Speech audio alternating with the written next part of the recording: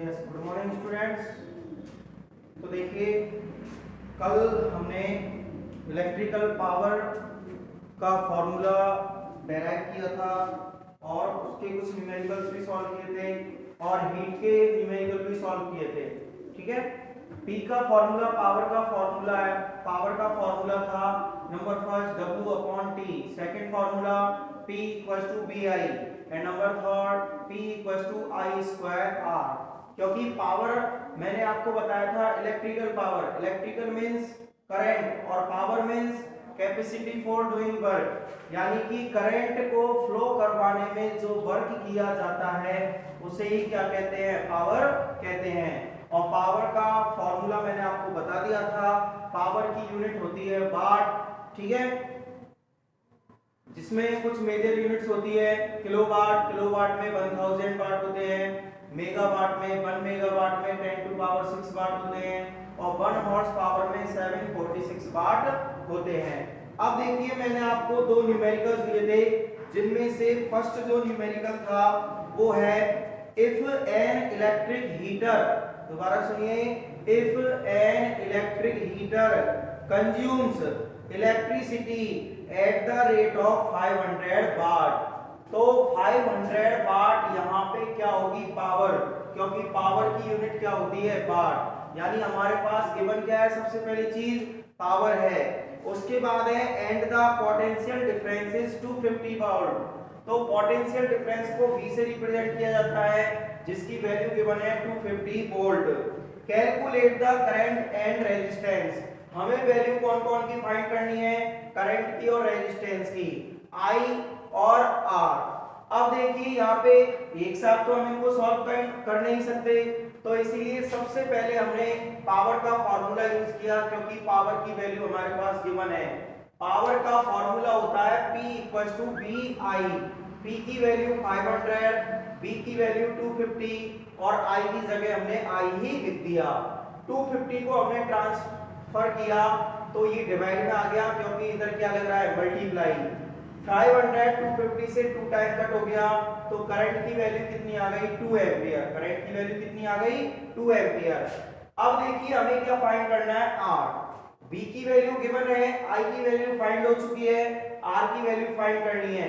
और हम जानते हैं तीनों टर्म कौन से लॉ में आती है, ओम्स लॉ में। तो हमने क्या यूज कर लिया, Ohm's law. V = IR। B की वैल्यू गिवन है, I की वैल्यू अभी फाइंड की थी, R की वैल्यू फाइंड करनी है। 2 को ट्रांसफर किया, मल्टीप्लाई में है तो इधर कैसे आ जाएगा, डिवाइड में। कट हुआ 125 बार और यही रेजिस्टेंस की वैल्यू आई 125 ओम। अब देखिए सेकंड न्यूमेरिकल पे, तो सेकंड न्यूमेरिकल जो दिया था वो था if 2 ampere current flows. 2 ampere, ampere किसकी यूनिट होती है बताइए, करंट की। तो करंट की वैल्यू कितनी दी हुई है, 2 ampere flows in 20 second. Second जो यूनिट होती है वो टाइम की होती है, तो टाइम दिया हुआ है 20 second. And the potential difference is 20 volt. Potential difference की वैल्यू है 20 volt.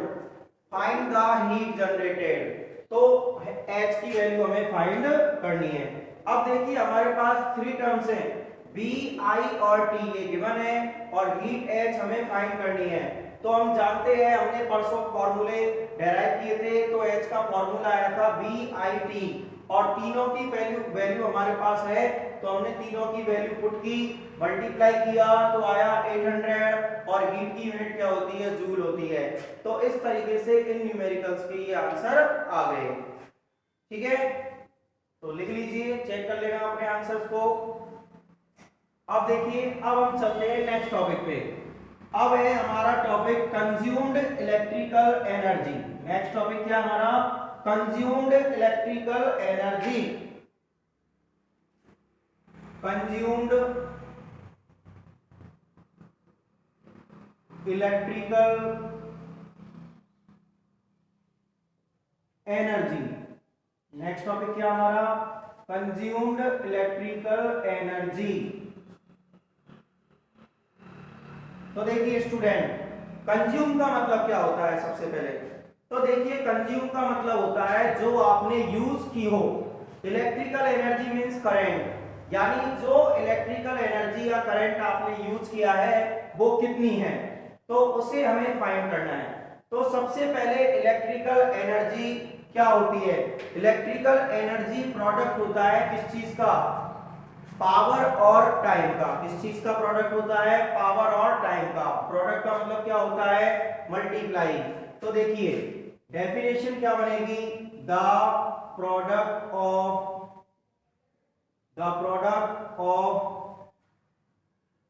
Power and time, product of power and time is called electrical energy, sorry consumed electrical energy, consumed electrical energy. तो दोबारा समझिए, consumed electrical energy क्या होती है?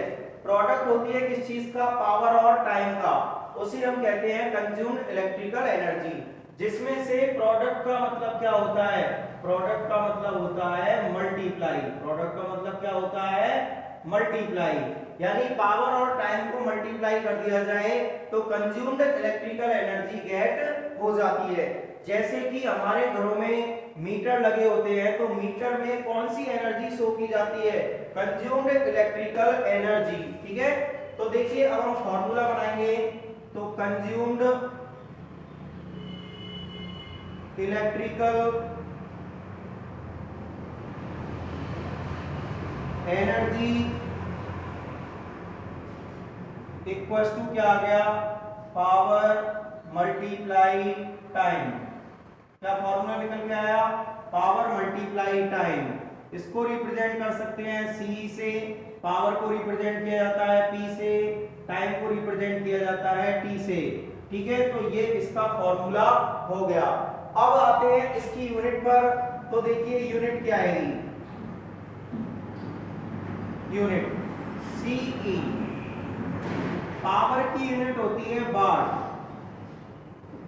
और time की यूनिट होती है आवर या second.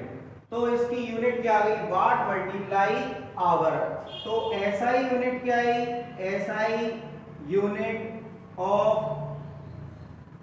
CE is watt multiply hour या वाट आवर। ठीक है, ये आ गई कौन सी यूनिट? SI unit. किस चीज की? कंज्यूम्ड इलेक्ट्रिकल एनर्जी की, क्योंकि पावर की यूनिट होती है वाट और टाइम की यूनिट होती है आवर। तो इसीलिए कंज्यूम्ड इलेक्ट्रिकल एनर्जी की SI यूनिट क्या हो गई? Watt hour. लेकिन एक चीज ध्यान रखिए, आपने कभी भी हमारा जो बिजली का बिल आता है या कभी भी आप मीटर में देखोगे तो ध्यान रखना वाट आवर नहीं लिखा होता है, उसमें लिखा होता है kWh।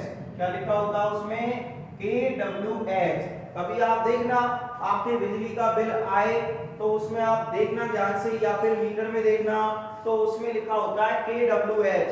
तो देखिए W means watt, H means hour, वो तो हमारे पास है, लेकिन यहाँ पे K का मतलब क्या है? K का मतलब है किलो। यानी कि जो मीटर में या बिजली के बिल में जो इलेक्ट्रिकल एनर्जी रिप्रेजेंट की जाती है उसकी यूनिट क्या होती है? Kilowatt hour. क्या होती है? Kilowatt hour. तो देखिए ये कौन सी यूनिट है? जब ऐसा यूनिट वाट आवर है तो वो होती है कॉमर्शियल यूनिट। ठीक है, तो देखिए कॉमर्शियल यूनिट ऑफ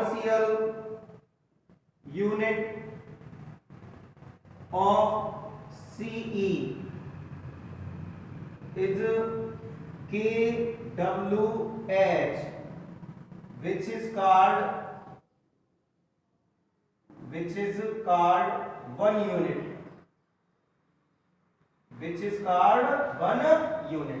क्योंकि आपने सुना होगा हम घरों में kWh नहीं बोलते हैं, हम घरों में क्या बोलते हैं कि कितनी यूनिट बनी है। तो kWh का दूसरा नाम क्या होता है? यूनिट होता है। ठीक है, कॉमर्शियल यूनिट जो है कंज्यूम्ड इलेक्ट्रिकल एनर्जी की वो क्या होती है? kWh, जबकि SI यूनिट क्या होती है? Watt hour. अब यदि इसके हिसाब से हम फॉर्मूला बनाएं तो देखिए वाट और आवर तो था, लेकिन उसके पहले हमें क्या लगाना है? किलो।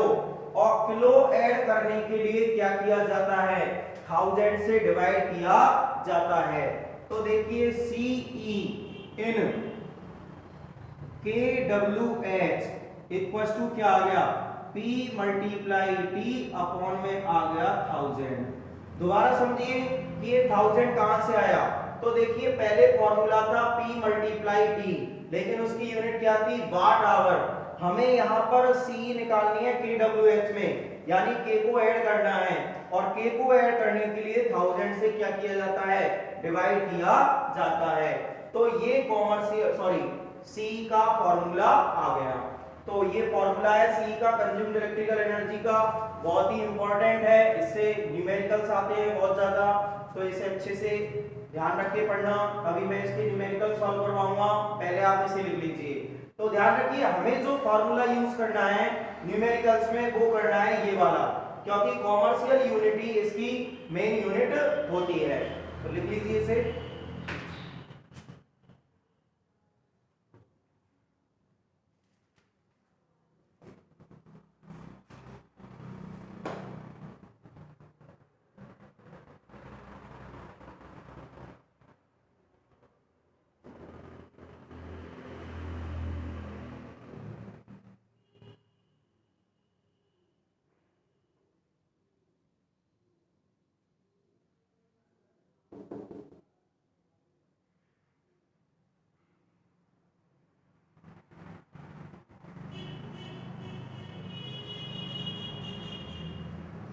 यस, अब देखिए अब हम इसके ऊपर न्यूमेरिकल सॉल्व करेंगे, तो ध्यान से सीखिएगा न्यूमेरिकल्स को।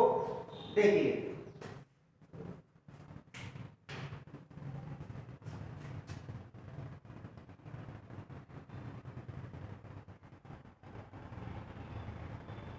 To bulbs each of 100 watt are used 8 hours per day. Calculate the consumed electrical energy in 30 days। तो देखिए भाई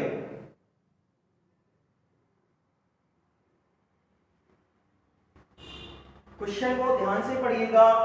यहां पर दो बल्ब दिए हुए हैं, कितने बल्ब हैं, दो, each of 100 watt. Each of का मतलब होता है जिनमें से एक कितने वाट का है, 100 वाट का, यानी कि जो 100 वाट पावर दी हुई है वो दोनों बल्बों की नहीं है, बल्कि कितने बल्ब की है, वो एक बल्ब की। Are used 8 hours per day, और उनको एक दिन में कितने घंटे यूज किया जाता है, 8 hours. Calculate the consumed electrical energy in 30 days. हमें कैलकुलेट करनी है इलेक्ट्रिकल एनर्जी कितने दिनों के लिए, 30 डेज के लिए। तो देखिए सबसे पहले तो हम क्या है, हमारे पास गिवन क्या है, power of one bulb, power of one bulb कितनी है, 100 वाट, ये आपके पास गिवन है। Total power, total power of bulbs, तो देखिए एक की है 100 और बल्ब कितने हैं, 2, तो कितनी वाट हो गई, 200 वाट, ये इसकी पावर हो गई। ध्यान दीजिए हमारे पास जो एपरेटस गिवन होते हैं हमें उनकी टोटल पावर फाइंड करनी होती है। सबसे पहले वन बल्ब की हमारे पास दी हुई थी, 2 बल्ब्स हैं तो हमने टोटल पावर फाइंड कर ली 200 वाट। इसी तरीके से हमें क्या करना होता है, टाइम का भी टोटल निकालना होता है। आप देख सकते हो एक दिन में कितना टाइम दे रखा है, 8 आवर्स। हमसे पूछा हुआ है कितने दिन के लिए, 30 डेज के लिए, तो टोटल टाइम कितना आ जाएगा, टोटल टाइम इक्वल्स टू, एक दिन के हैं 8 और हमसे पूछा है 30 डेज के लिए, तो कितने आ गए 240 आवर्स। कितने आवर्स आ गए 240। अब देखिए हमें फाइंड करना है कंज्यूम्ड इलेक्ट्रिकल एनर्जी, जिसका फॉर्मूला होता है P मल्टीप्लाई T अपॉन में 1000। अब देखिए P की वैल्यू कितनी आ गई 200 और T की वैल्यू कितनी है 240, अपॉन में क्या लिख देंगे 1000। 3 जीरो से क्या कट गई 3 जीरो।